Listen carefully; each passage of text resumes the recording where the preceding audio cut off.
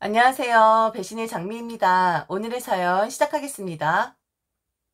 저는 60줄에 접어든 사람입니다. 아들 결혼시킨 지는 7년이 되었고 올해 가을에는 딸아이 결혼을 앞두고 있어요. 아들 결혼시킬 적에는 남편이 있었는데 이 양반은 뭐가 그리 바쁜지 손주 얼굴 딱 두 번 보고 저 세상으로 가버렸습니다. 암이었었는데 순식간에 전이 되어 손 쓸 틈도 없었죠. 남편이 병들어 누우니 며느리는 찾아오질 않더라고요. 명절 때도 말입니다. 처음엔 이해했어요. 결혼하고 세 번째 명절을 맞을 때 며느리가 임신한 사실을 알았는데 문제는 그 즈음에 남편도 종합검사를 마치고 암으로 확진된 때였죠. 남편이 암 진단을 받고 나서는 며느리가 발길을 끊더라고요. 이유는 암 환자를 볼 자신이 없다는 것이었습니다. 더군다나 홀몸도 아닌데 안 좋은 영향을 태아에게 미칠까봐 염려된다고 했었죠. 그럴 수도 있겠구나 싶었어요. 명목상 며느리이지 어찌 보면 생판남이나 다를 바 없는데 병든 사람 근처에 오고 싶지 않았겠다 생각했습니다. 그래서 남편이 암치료 기간 동안 며느리 얼굴은 딱 두 번 보았네요. 출산해서 손주 보러 병원에 갈 때 한 번, 그리고 백일상 차릴 때 한 번 말이죠. 남편은 손주를 안아주지 못하고 바라만 봤었죠. 며느리가 손주를 만지게 하지 말라고 제게 신신당부했기 때문입니다. 제 딸은 같은 여자지만 어떻게 저렇게 유난을 떨 수 있는 거냐고 지 오빠에게 분통을 터뜨렸지만 저도 딸 키우는 입장에서 며느리의 엄마라면 당연히 싫겠다 싶어 오히려 딸애를 나무랐죠. 괜히 분란 일으켜 봐야 부부싸움밖에 더 하겠나 싶었습니다. 며느리의 성격도 만만치 않고 이런 일로 싸워봐야 10중 8구는 제 아들만 괴로울 것이 뻔하게 보였기에 딸 애를 나무라는 게 그때는 맞았지요. 그렇게 저는 제 나름대로 며느리를 편하게 해주고 싶었어요. 며느리가 제 집에 오는 날이래봤자 1년에 딱 두 번 명절뿐이었지만 음식 만드는 것은 고사하고 설거지조차 안 시켰습니다. 아들 내외에게 돈 한 푼 요구한 적도 없었습니다. 명절 때나 주는 용돈 받았지 그 외에는 단연코 한 번도 없었어요. 남편 가고 나서 딸이랑 살면서도 아들 내외에게 와라 가라 한 적 없었고 며느리에게 먼저 연락하거나 집에 불쑥 가본 적도 없습니다. 오직 지들끼리 재미지고 알콩달콩하게 살기를 바랄 뿐이었죠. 그래도 가끔씩 손주 보고 싶은 것은 어쩔 수 없더라고요. 외출할 때면 손주 입힐 옷가지들을 하나씩 사서 두곤 했는데 전해줘야겠다 싶어서 아들에게 연락하여 손주 데리고 집에 놀러 오라고 했지요. 연말이라 손주 녀석 뜨뜻한 옷 좀 몇 벌 사놨어. 이번 주말에 같이 한번 들러. 지난 추석 때 보고 한동안 못 봤더니 아장아장하는 모습이 계속 눈에 밟히네. 이번 주 안 되면 다음 주도 괜찮고 니들 편한 대로 해. 날짜 정해주면 내가 맛있는 거 해줄 모양이니까 언제가 좋아? 어머니, 저랑 애만 데리고 이번 주 넘어갈게요. 집사람은 주말에 집에서 쉬어야 해요. 자기 시간 방해받는 거 싫어하는 사람인 거 아시잖아요. 그 지난번 추석 때 어머니가 집사람 보고 과일 깎으라고 했다면서요? 그걸로 지금 몇 달째 갈굼 당하고 있다고요. 어머니 왜 칼질도 못하는 사람한테 과일을 깎게 해서는 손해 베게 만들어요. 어머니에게 섭섭해 죽으려고 해요. 어머니에 대한 감정이 아주 안 좋다고요. 처음엔 저도 별일 아닌데 오버하지 말라고 했는데 시집살이 당한 거라면서 씩씩거리는데 어머니랑 결혼하겠다는 거 겨우 말렸어요. 이 사람 저 사람한테 물어보니까 세상의 모든 며느리들은 시어머니가 무조건 적으로 싫대요. 조금만 섭섭하게 하면 큰일 당한 사람처럼 피해의식이 많다고 하더라고요. 그런 행여나 집사람에게 전화해서 오라니 가라니 그런 말 절대 하지 마세요. 그냥 저한테 이야기하면 제가 알아서 왔다 갔다 하든지 할게요. 가급적이면 어머니랑 집사람이랑은 접점을 줄이세요. 그게 서로 속 편해요. 추석 때 동생들이 왔었는데 식사하고 제가 뒷정리하는 통에 며느리에게 과일 좀 깎아서 내가라 했더니 그게 말썽이었습니다. 며느리가 칼질을 못해서 그만 손을 살짝 베이고 말았던 것이죠. 그게 많이 서러웠던가 봅니다. 아들이랑 그 일로 여러 번 싸운 눈치더라고요. 저도 이 나이 먹도록 친구들 며느리들 집 간접적으로 많이 보아왔고 이야기도 숱하게 들었던 터라 많이 불편하긴 했었는데 전혀 예상치 못한 곳에서 몹쓸 시어머니가 된 것 같아 그게 좀 씁쓸하더군요. 문득 딸애도 결혼하면 자기 시어머니에게 그럴까 싶어서 딸애에게는 시간 날 때마다 시부모 생기거든 나나 돌아가신 아버지 생각해서 잘해 드리라고 말하곤 했습니다. 그러면 딸애가 새언니처럼 하지 말란 말이지. 난 그 정도로 바닥은 아니야. 그렇게 말을 하더라고요. 제 며느리인데 어디 가서 말도 못하겠고 친구들 만나면 똑똑하고 잘난 며느리라고 금칠은 해주는데 저도 사람이다 보니 가끔 노여운 곳은 어쩔 수 없나 봅니다. 그렇게 추석에 그 과외 사건 이후로 며느리는 전화 한 통 없었고 심지어 연말 연시에도 안부 한 번 안 물어보더라고요. 그리고 다음 명절인 설이 되었는데 아들과 손주만 오고 며느리는 몸이 안 좋다고 둘러대고 찾아오지도 않았었습니다. 어머니 죄송해요. 독감에 걸려서요. 컬럭컬럭. 이번 설은 피를 나눈 가족끼리 오붓하게 보내세요. 제가 빠지면 좀 더 화기애애 하잖아요. 대신 남편이랑 애는 설날 당일 일찍 처가로 보내주는 것만 지켜주세요. 저는 다음번에 따로 찾아뵐게요. 억지로 기침하는 게 뻔히 들리는데 연기가 혀를 내두를 지경이었습니다. 거기에 대해서도 오락가락 갔다부터 아무 말도 안 했습니다. 며느리 편한 대로 하라고 말했죠.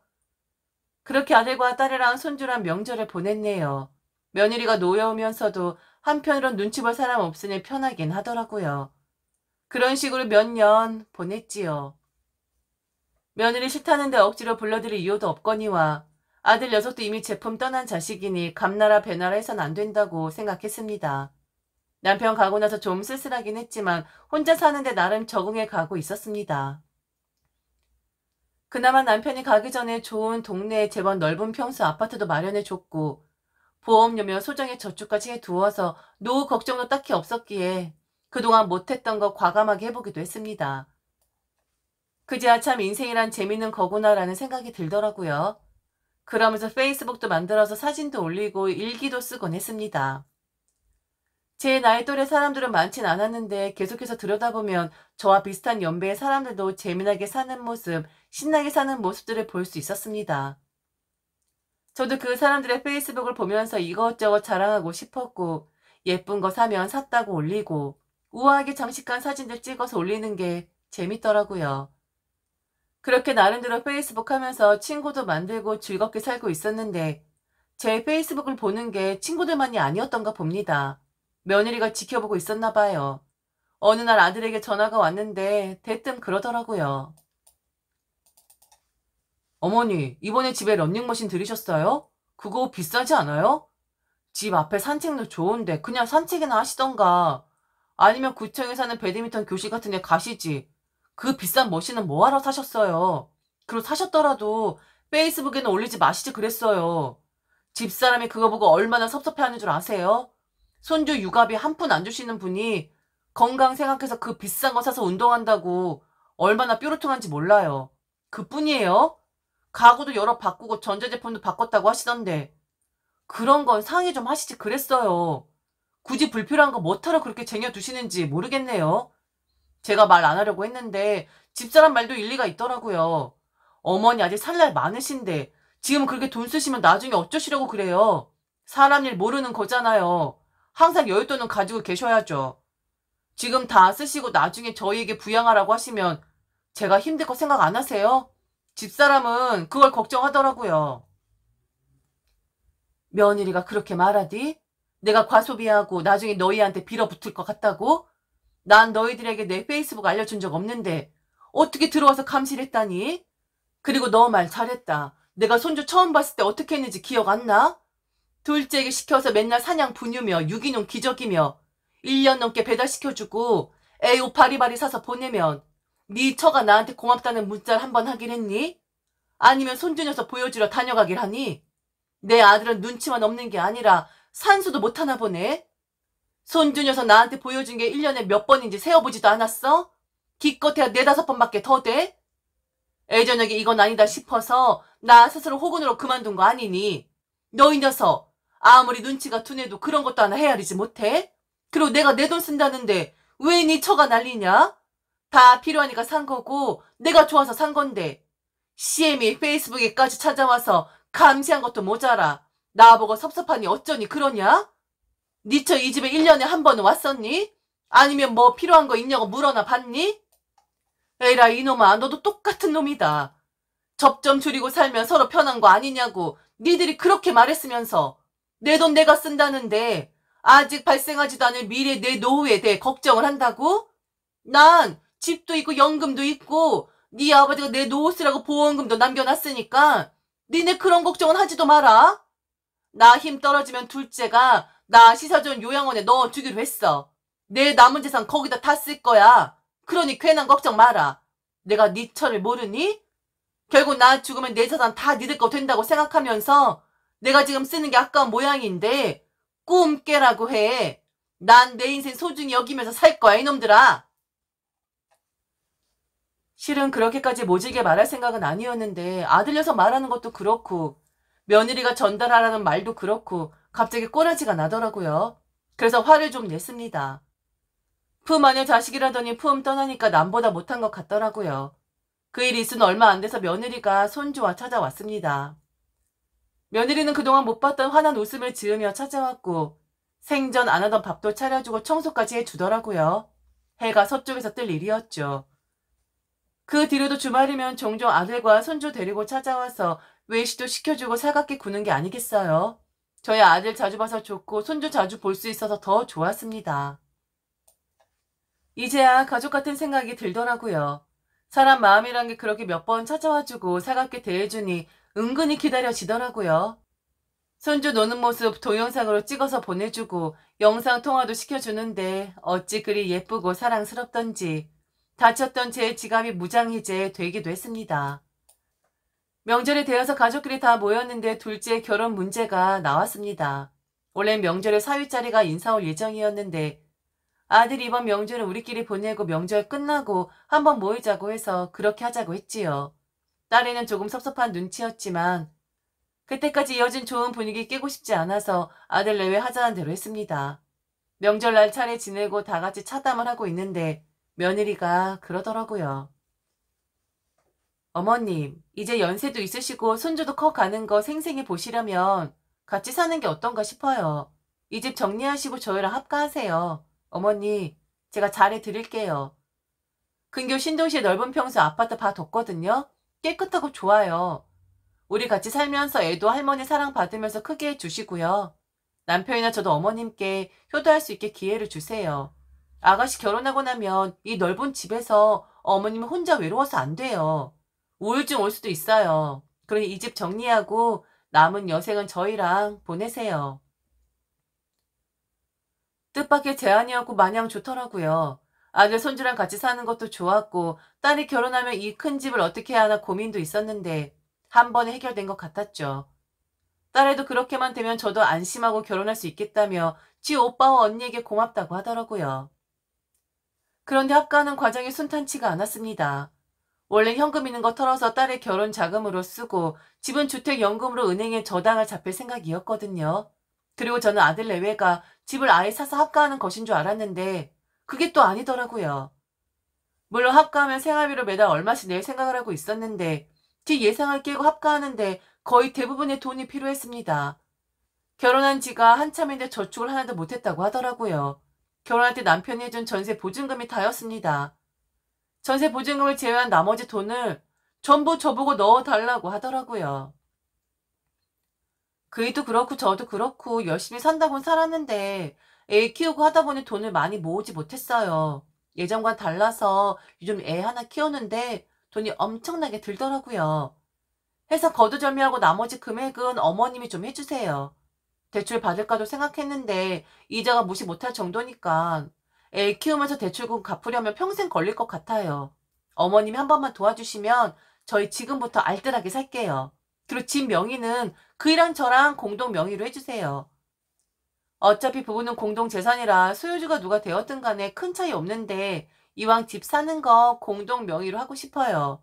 저도 기브앤테이크 확실한 사람이라서 그러면 어머님 더 잘 모실 수 있을 것 같습니다. 그제야 며느리의 속셈이 뭔지 알겠더라고요. 제가 아들에게 모아놓은 재산 다 쓰고 죽을 거라 하니 그 돈 다 없어지기 전에 미리 재산을 챙겨 놓으려는 셈이었음을 어렴풋이 알 수 있었습니다. 저는 며칠 뒤 아들과 딸애를 불러서 의견을 물어보았죠. 아들은 빚없이 시작하기에 주었는데도 자기도 그렇고 며느리도 그렇고 씀씀이가 알뜰하지 못해서 돈을 몸 모았다고 이실직고 하면서 합가하는 집만 사주면 효도하겠다고 하더라고요. 솔직히 저도 어머니 재산 탐내는 거 옳지 못하다는 거 아는데 어머니도 집사람 욕심 아시잖아요. 한 번씩 돈 때문에 싸울 때마다 정 떨어지기는 하는데 애도 있고 제가 먼저 이혼하자는 말은 못하겠더라고요. 집사람도 돈 욕심이 좀 있고 이기적일 뿐이지 저나 애를 생각하는 마음은 진짜예요. 더군다나 처가가 갑자기 좀 어려워졌어요. 아버님이 사업하시던 게 요즘 불황이라 돈을 계속 까먹고 계신다고 하더라고요. 자은이네 집 생각은 끔찍해서 처남이랑 처제 결혼할 적에 목돈 준 이유도 있어요. 저한테는 다시 처가에 돈 안 돌리겠다 약속했고 대신 저는 어머니를 합가하면서 집 공동명의 해주겠다고 했고요.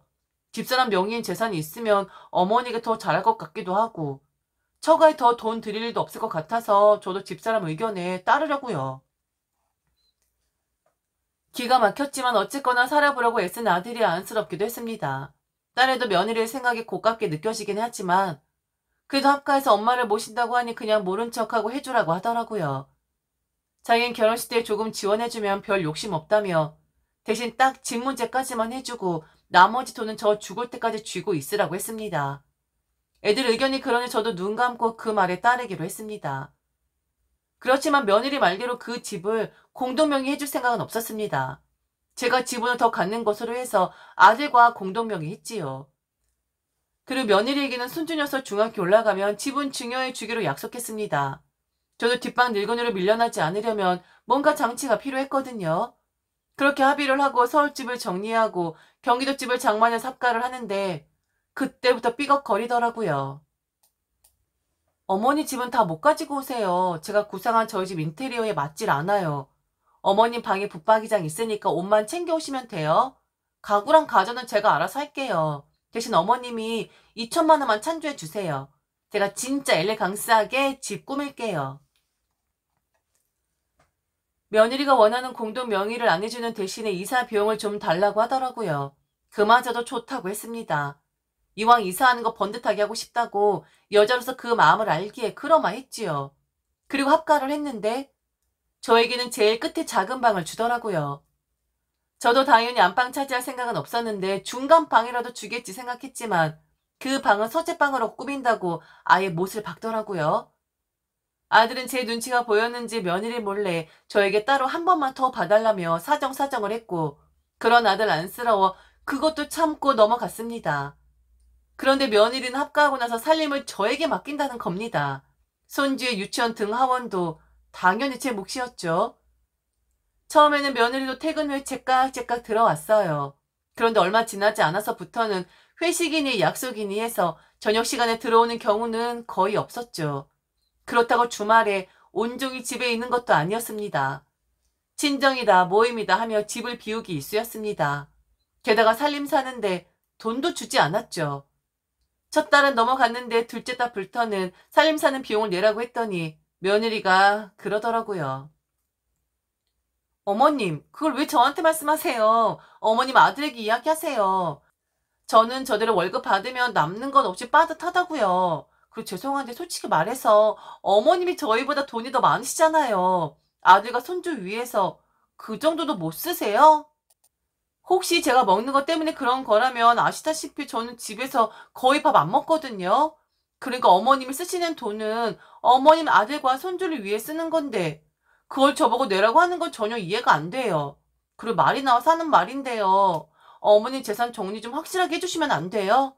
나중에 주실 생각 마시고 아가씨 결혼 때 맞춰서 배분해 주실 생각 없으세요? 이제 내년이면 밖에서 새 사람 들어오는데 그렇게 되면 어머님 재산 때문에 분란이 일어날 것 같거든요. 아가씨 남편들 사람 보니까 욕심도 좀 있어 보이던데 그이야 워낙 사람이 좋으니까 자기 여동생이라면 저희 몫에서 더 떼어줄 것 같거든요. 그렇게 되기 전에 어머님이 재산 분배해 주시면 제가 관리하려고요. 어머님도 이제 정말 저와 한 가족이시니까 재산이든 뭐든 공유했으면 해요. 어머님이 오픈 마인드가 아니면 저의 시어머니에 대한 벽을 세워둘 수밖에 없어요. 대놓고 저보고 유산을 미리 내놓으라고 하는데 기가 막혔습니다. 그만큼 양보하고 이해해줬으면 됐지. 합가한 지 얼마나 되었다고 시어머니를 탈탈 털어 먹으려고 하는지 너무 괘씸하더라고요. 저도 직설적으로 왜 그리 돈을 많이 필요로 하는지 물어봤습니다. 좀 우물쭈물하다가 말을 하는데 자기 동생들 불쌍해서 좀 도와주려 한다 하더라고요. 사돈네가 목재소를 했는데 몇 년 전부터 사업이 어렵게 시작하더니 몇 해 전에 부도를 한번 맞고 난 다음부터 돈을 못 번다는 것이었습니다. 게다가 바로 밑에 여동생은 그 남편이 회사 그만두고 1년 넘게 백수로 있고 막내 남동생은 코인인가 뭔가에 올인해서 대부업체 돈을 빌렸는데 계속 빚이 쌓인다고 하더라고요. 그러면서 저희 재산 분배해주면 일단 급한 불을 끄겠다고 하더라고요. 어머니, 저희 집 너무 어려워요. 어려울 때 서로 돕는 거 아닌가요? 그 솔직히 말해서 어머님 재산 그거 다 우리 그이 거 아니에요? 출가 외인이라고 아가씨 시집 가면 끝인데 주시더라도 비상금 정도만 주시면 되는 거잖아요. 어머님 어차피 쓰실 데도 없으니까 지금 저희가 필요할 때 턱하니 주시면 얼마나 좋아요. 그이한테 말 좀 하라고 하니까 양심 어쩌고 저쩌고 하면서 어머니께는 말도 안 하고 하도 답답해서 제가 말씀드리네요. 어머님 장손이란 장손주 생각해서 재산 분배해 주세요. 기가 차서 당장 대꾸도 못하겠는데 가만 생각해보니 이거 집안 말아먹을 거 아닌가 싶더라고요. 네가 지금 이 시엠에 협박하는 거니? 유산 미리 안 땡겨주면 이혼이라도 하겠다는 말 같구나. 이혼해라. 안 말려. 당장 이혼하라고. 어디서 건방을 떨어? 그리고 내 딸애는 출가 외인이고 너는 출가 외인이 아니란 말이야? 요즘 세상에 자식이면 다 똑같은 자식이지.